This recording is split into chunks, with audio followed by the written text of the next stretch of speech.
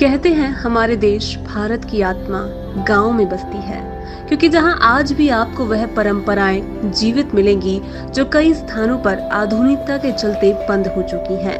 बात की जाए दीपावली की, तो इस त्योहार पर देश के अलग अलग हिस्सों में अलग अलग परंपराएं विख्यात हैं। इन्हीं परंपराओं में से कुछ परंपराएं मालवा में भी प्रसिद्ध हैं। आइए जानते हैं क्या है मालवा की धरती पर दीपावली में कुछ खास। नमस्कार साथियों, मेरा नाम है राहुल परमार और आप देख रहे हैं भारत सागर न्यूज़। भारत त्योहारों का देश है। भारत में जो है त्यौहार है वो अलग अलग तरीके से अलग अलग सिस्टम से मनाए जाते हैं और इन्हीं त्योहारों में जो लोकल लोग हैं वो सराबोर रहते हैं। दिवाली का त्यौहार अभी जारी है और दिवाली के अगले दिन पड़वा पर ग्रामीण क्षेत्र में रंगारंग माहौल बना रहता है। ऐसे में सोम रस में भीगे हुए ग्रामीण किस तरह से एक ट्रेडिशन छावड़ा जिसे बोलते हैं वो मनाते हैं और हम ग्रामीणों से जानेंगे कि किस तरह से ये छावड़ा जो परंपरा है ये लगी हुई है। इसमें छावड़ा में क्या होता है, कुछ पशु होते हैं, पशुओं को एक झाड़ी और किसी माध्यम से उनके सामने रखा जाता है और पशु भी उस छावड़े को एंजॉय करते हैं। हालांकि हम लोग ये कह नहीं सकते हैं कि इसमें किसकी हानि होती है, किसका फ़ायदा होता है, लेकिन ग्रामीणों से हम जानेंगे कि ये छावड़ा पद्धति, ये परंपरा कहाँ से चली आ रही है, किस तरह से चली आ रही है, कब तक चली आ रही है। और हम फिलहाल अभी मौजूद है बिसाखेड़ी गाँव में। बिसाखेड़ी गाँव में हम जानेंगे, यहाँ हमारे साथ कई लोग मौजूद हैं, आप देख सकते हैं। सबसे पुराने हमारे पास है। बाबू जी, क्या नाम है आपका? नारायण बाबू जी, सबसे पहले तो आप सब लोगों को, बिसाखेड़ी को भारत सागर की तरफ से दीपावली की बहुत सारी शुभकामनाएं। आप बताएंगे हमें ये क्या चीज है? छेड़ो है, ये छेड़ा है। ये गाय से छेड़ाने। अरे क्यों क्यों खिलाते हैं गायों को? ये गाय का त्योहार है और पेना को पुराना। ये साहब बहुत पुराना है, ये बहुत पुराना है। कम से कम राजा राम जी सतयुग के बारे में जब गए थे, कहाँ गए थे, वो वनवास गए थे, आए थे, उसकी मतलब खुशहाली में सबने दीपावली मनाई थी। घरे घर दीपक जले थे और गाय उनको अच्छे रंग से रंगे थे। लक्ष्मी त्योहार मनाया गया था। इसके बाद में ये गौ माता का बहुत बड़ा भारी त्योहार है और हम हिंदू हैं, हम इस त्योहार को बहुत मानते हैं। क्या बहुत बड़े इसके पहले आप एक हीड़ जो पारंपरिक गीत है वो गा रहे थे, उसका मतलब आप दर्शकों को बताएंगे, क्योंकि लोगों तक ये जानकारी जानी चाहिए कि हम जो की परंपराओं को मानते हैं। ये देव महाराज का है, ये देव महाराज का मतलब बहुत मतलब माने जाते हैं। ये देव महाराज का ऐसा ही भजन होता है और राजा राम जी का भजन अलग होता है। अच्छा, इसमें दो टोली, हमने देखा कि दो टोली बनी हुई थी, तो वो एक दूसरे को कुछ गाली गलौज ऐसा कुछ है? क्या बातचीत होती है? गाली गलौज कुछ भी नहीं होती है। उसमें ये होती है कि हम देव नारायण के भजन करते हैं और इसके बाद में गौ माता को हम खिलाते हैं और उसको पूजते हैं। और हमारा पहला ये हमारा धर्म है और हिंदू होने का धर्म है। क्या मान्यता है? क्या बोलते हैं इन गीतों को? हीड़ कुछ ऐसा शब्द है? अच्छा, हीड़ हमने जहाँ तक हमने खोज की है, इसमें पता लगाया है, तो ये त्योहार जब से शुरू होता है तभी से हीड़ आप लोग शुरू करते हैं। साहब हम कब से मानते हैं? लागता कार्तिक से तो आधा कार्तिक तक। ये जो अमावस गई है, ये अमावस को हम गौ माता को नहलाते हैं और पड़वा को सुबह माँ से हम खिलाते हैं। अच्छा, इस दिन गोवर्धन पूजा का भी बड़ा महत्व होता है, तो वो कब होती है गोवर्धन पूजा? आज ही होता है, आज ही। आपके गाँव में कितना बड़ा गाँव है ये? हमारा है बहुत बोटिंग का गाँव है। बोटिंग है 2000 का समथिंग। और बिसाखेड़ी ऐसी, देवास जिले में ऐसी बिसाखेड़ी है, इसका गांव बराबर बिसाखेड़ी आपको कहीं मिलेगी नहीं देवास जिले में। और इतना भाईचारा है यहाँ पे, इसका कोई जवाब ही नहीं। हर समाज के और ऐसा भाईचारा से रहते हैं हम। दादाजी भी बहुत शौकीन थे, बहुत पुराने, हमारे गुरु थे इसके दादाजी। अच्छा, कैसा लग रहा तुमको दिवाली? अपने को नए परंपराओं में हम लोग बच्चे हैं, इन परंपराओं का हम क्या मस्त है। किस तरह की दिवाली तुम एंजॉय कर रहे हो अभी यहाँ पे? क्या नाम है तुम्हारा? नागेश चौधरी। नागेश, इधर बताओ किस तरह की दिवाली एंजॉय कर रहे हो आप? अच्छी। मजा आ रहे हैं? ये क्या चीज़ है, तुमको बताया है? आपके सीनियर लोगों ने बताया क्या है? बताया। इन परंपराओं को आगे बढ़ाओगे आप? हाँ, बढ़ाएंगे ना। बढ़ाएंगे। तो दोस्तों देखिए जिस तरह से आपने देखा है यहाँ पर कि जो छेड़ा नाम की परंपरा है वो जारी है, और छेड़ा नाम की परंपरा जो है दिवाली जो कार्तिक बता रहे कार्तिक लगता है तभी से ये लोग शुरू कर देते हैं। और जिस तरह की हम लोगों को प्रथाएं चलाई गई थी वो लगातार चली आ रही है।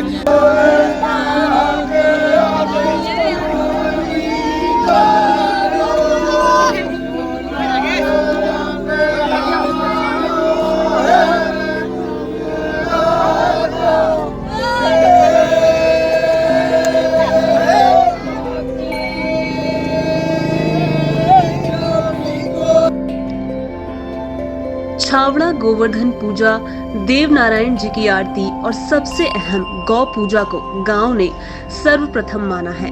बताया जाता है कि छावड़ा नामक प्रथा जिसमें गायों को नहलाकर सजाया जाता है और फिर रोमांचक अंदाज में ग्रामीणों द्वारा छावड़ा गाय के आगे किया जाता है, जिसे गाय अपने सींगों के माध्यम से धक्का देती है और यही रोमांच पूरे दिन भर चलता रहता है।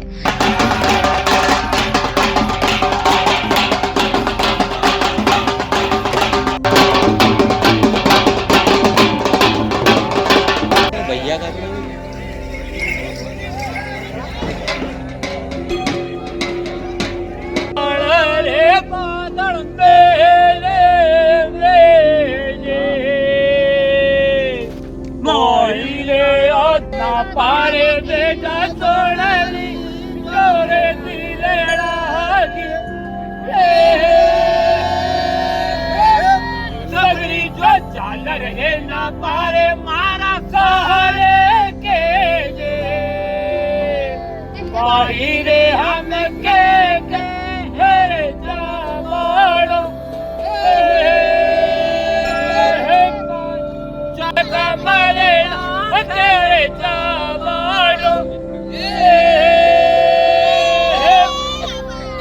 साथियों बीसाखेड़ी के छावड़े को दिखाने के बाद हम पहुंचे हैं रायपुर नामक एक गांव में। छोटा सा गांव है। यहाँ पर ग्रामीण परंपराएं जो भारतीय संस्कृति की परंपराएं वो आज भी जीवित है। जैसा कि हमने पिछली बार जाना था कि हीड़, छावड़ा और अलग अलग तरह के परंपराएं जो ग्रामीणों ने बताई थी, आज हम हमारे साथ मौजूद है यहाँ पर ग्रामीण रहवासी है यहाँ के। उनसे हम जानेंगे कि हीड़ का असली मतलब क्या होता है, हीड़ क्या चीज़ होती है। मालवी लोकगीत में गाते हैं, हमारी तो कुछ समझ में आया नहीं। हमने काफ़ी सुनने का प्रयास किया, सोचने का प्रयास किया, लेकिन जो शब्द थे वो इतने कठिन थे कि उनका अर्थ जो था वो समझ में नहीं आ रहा था। लेकिन हमारे साथ यहाँ पर ग्रामीण मौजूद हैं, उनसे हम जानेंगे कि किस तरह की परंपराएं हैं और इन गीतों का मतलब क्या है। तो आइए हम जानते हैं। सर तो आपका नाम बताइए पहले। मेरा नाम नारायण सिंह है। अच्छा, आप जो भी गीत गा रहे थे, ये गीत किस तरह की जो परंपरा है उससे प्रेरित है? इसके बारे में बताता हूँ। बहुत पुराना शास्त्र है ये कि राणा और इधर जो 24 बगड़ा मतलब देव नारायण के अंश के जो झगड़ा हुआ था, उसमें ये जो 24 भाई थे देव नारायण के दादाजी हो, ये मतलब राणा के झगड़े में 24 ही मारे गए थे और इनकी माताजी माता साड़ू अकेली रह गई थी। इसके बाद में माता साड़ू को ये वरदान हुआ कि जब मान लो माता साड़ू सागर में गई वहाँ तालाब में नीर भरने के लिए, तो देव नारायण का जन्म कमल के फूल से हुआ था। उनको लेकर आई और 24 जिस दिन से मरे थे उस दिन 12 साल मतलब गाय गौ माता डूंगरा में का रही। फिर देव नारायण जब होशियार हुए, उन्होंने जन्म लिया। जब माता साड़ू ने बताया कि अपनी गाय हुआ है 12 दिवाली डूंगर में काटी, तो देव नारायण और नापे गए, डूंगर से गाय लाए। गाय लाने के बाद में दीपावली का त्यौहार मनाया।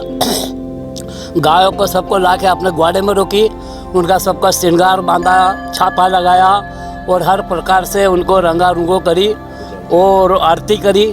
माता साड़ू स्वयं ने आरती करी और देव नारायण ने करी। उस दिन से परंपरा हम मनाते आ रहे हैं और ये चलती आ रही है।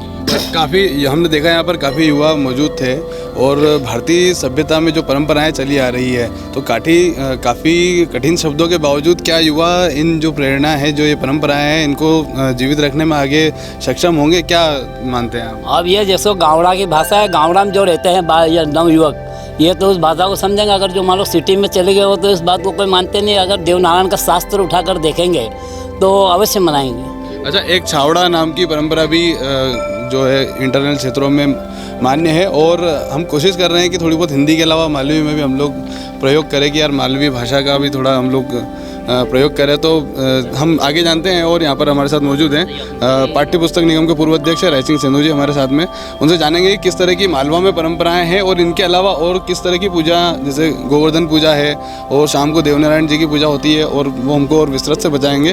तो सर आप बताएं कृपया किस तरह की परंपराएं हमारे यहाँ अभी तक जीवित हैं और इनको चलाना चाहिए, किस प्रकार से युवा इसको झेल सकते हैं, आगे बढ़ा सकते हैं। भारतीय संस्कृति में दीपावली और हमारा एक महत्वपूर्ण त्यौहार होता है, और दीपावली एक प्रकाश पर्व के रूप में मनाया जाता है। लेकिन ग्रामीण क्षेत्र में प्रकाश पर्व के साथ साथ हमारी जो गाय माता होती है, गौ पूजा होती है, गोवर्धन पूजा होती है, बैल की पूजा होती है, गाड़ी घोड़ों की पूजा होती है, और घर में सब जगह खेत से लेकर खलियान तक और ग्वाड़े में और सब जगह दीपक लगाए जाते हैं, और दीप लगाकर हम दीपावली का उत्सव मनाते हैं। साथ ही साथ जैसे कि हमारे ग्रामीण क्षेत्र की परंपरा है कि जैसा अभी आदरणीय भैया ने, नारायण सिंह भैया ने बताया कि देव नारायण से लेकर आज तक जो हीड़ के माध्यम से उनकी जो गीत के माध्यम से वर्णन किया जाता है, गौ माता और गौ माता को लेकर जो संघर्ष की गाथा उन्होंने गाई है, तो निश्चित रूप से उसको लेकर फिर जब गाय को एक छावड़ा खिलाया जाता है, वास्तव में वो छावड़ा धामना का बंधा हुआ रहता है, और उसके साथ साथ गाय और जो जनी हुई गाय रहती है, छोटे छोटे केड़ी रहती है, तो उसको उसके साथ लेके उनका बहुत अच्छा उत्सव के रूप में मनाया जाता है, ढोल ढमाके बजा के, ताकि वो गाय और गाय के पीछे का जो भाव है वो हमारे जो भारतीय संस्कृति में हमारे लोगों गाय की पूजा होती है और गाय को छावड़ा भी खिलाया जाता है। तो एक भारतीय संस्कृति में पुरानी हमारी ये परंपरा है कि एक सबको उनको गायों को लेकर चलने की और एक छावड़ा इसलिए खिलाया जाता है कि ताकि वो एक दूसरे के ये परंपरा को जीवित रख सके। ये छावड़ा के महत्वपूर्ण उद्देश्य है।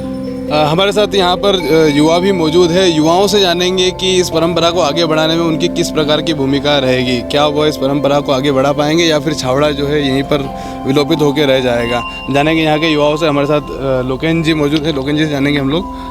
लोकेन जी बताएं, इस परंपरा से क्या सीखने को मिला है आपको? ये हमारे पूर्वजों की जो परंपरा चली आ रही है, इसको हम बिल्कुल आगे बढ़ाने का बिल्कुल प्रयास करेंगे। हमारे जैसे उत्साह के साथ मनाते हैं तो हमको बहुत अच्छा लगता है, और बड़े उत्साह से हम इसको चला रहे हैं, और आगे भी हम इसका बिल्कुल उत्साह के साथ मनाएंगे। पाश्चात्य संस्कृति का दौर है, क्या मानते हैं आप, भारतीय संस्कृति को हम कहाँ तक ले जा सकते हैं? भारतीय संस्कृति को हम हमारे पूर्वजों के अनुरूप जैसे जैसे वो हमको आशीर्वाद देते हैं, जैसे जैसे उसका वर्णन करते जाते हैं, हम उस संस्कृति को निश्चित रूप से आगे बढ़ाने का काम। हीड़ में क्या सीखा आपने?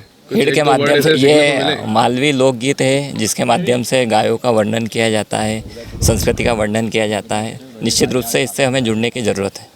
जहाँ तक बात की जाए कि भाई पाश्चात्य संस्कृति अभी आज की डेट में इतनी ज़्यादा अति हो चुकी है कि हम लोगों ने पहनावे से लेकर हमारे साज सज्जा के सामानों तक हम लोगों ने रख लिया है। हम उसे आगे बढ़ाने में कहाँ तक सहयोग करेंगे और कैसे आगे की पीढ़ी को बताएंगे कि हमारी ये परंपराएं रही हैं? पहनावा एक अलग विषय है। हमारे संस्कार और हमारे पूर्वजों के द्वारा जो प्रथा चली आ रही है, इस प्रथा को हम आगे बढ़ाएंगे। निश्चित हम इसके लिए बहुत अच्छे प्रयास करेंगे। हम हर साल हमारा परिवार पूरा एकत्रित होकर दीपावली पर्व को ऐसे ही हम सेलिब्रेट करते हैं। हम सब एक जगह इकट्ठे होते हैं, पूरा परिवार इसको लोकगीत के साथ ही और गाय के छावड़ा खिलाने के साथ घर पूजा, ग्रह पूजा, धन पूजा, लक्ष्मी पूजा हम सब साथ में मिलकर करते आ रहे हैं और करते रहेंगे। सर आप एक शिक्षक हैं और शिक्षक के माध्यम से कई छात्रों को जो है प्रेरणा, मार्गदर्शन मिलती है, और किस तरह की आप बताना चाहेंगे कि क्या मतलब पढ़ाई के साथ साथ भारतीय परंपरा को भी हम लोगों को आगे बढ़ाना चाहिए, सभी छात्रों को बताना चाहिए कि नहीं चाहिए? बिल्कुल, जो हमारी जो पुरानी जो परंपरा है उसको जीवित रखने के लिए आने वाली जो पीढ़ी है उसको सही संस्कार मिले और परंपरा को जीवित रखे। इसीलिए संयुक्त रूप से 40-50 व्यक्तियों का जो परिवार है सब मिल के एक जगह कार्यक्रम को मनाते हैं और दीपावली को इस प्रकार से मनाते आ रहे हैं हम। और आने वाली पीढ़ी इसे सीखें कि हमारी जो पुरानी परंपरा है वो कायम रहे और संयुक्त परिवार की भावना भी उनमें जागृत हो। इस प्रकार से उनसे हमेशा शिक्षा मिलती रहे, ऐसा हम प्रयास करते हैं। तो दोस्तों देखा आपने जिस तरह से ग्रामीण वेशभूषा ने आज भी भारतीय परंपरा को जिंदा रखा हुआ है। भारतीय संस्कृति में शहर में कहीं ना कहीं परंपराएं विलोपित हो रही है। वो लोग पाश्चात्य संस्कृति को मानते हुए दिवाली का त्यौहार मनाते हैं। अलग अलग स्थानों पर अलग अलग तरीक़ों से यहाँ पर आपने देखो पटाखों की गूंज कम और पारंपरिक दृश्यों की गूंज ज़्यादा है। तो इसी तरह से ग्रामीण परिवेश इंटीरियर क्षेत्र में यह त्यौहार मनाया जाता है। आशा करते हैं कि आप लोग भी पारंपरिक तरीक़ों से इन त्योहारों को मनाएं, भारतीय त्योहारों को मनाएं और इनका आगे आप लोग प्रेरणा भी दें कि इन्हें आप जो है परंपरा के तौर पर मनाते रहें।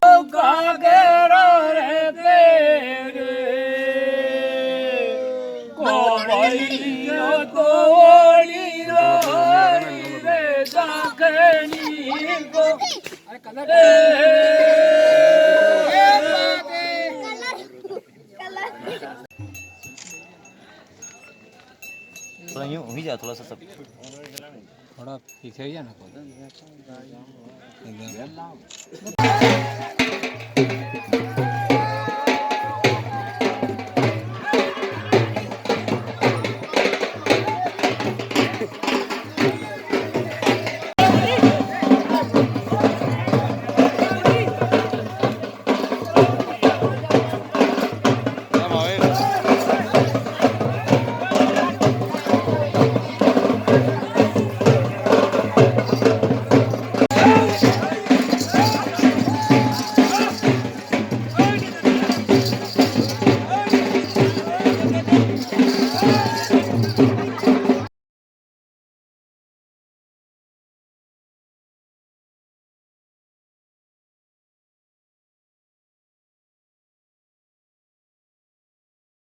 शाम को परंपरा अनुरूप देव नारायण जी की आरती होती है, जहां सभी ग्रामजन एकत्रित होकर आरती में भाग लेते हैं। बताया जाता है कि इस दिन ग्रामीण वासी अपने क्षेत्र के लोगों के साथ साथ अपनी अच्छी फसल की मनोकामना भी करते हैं।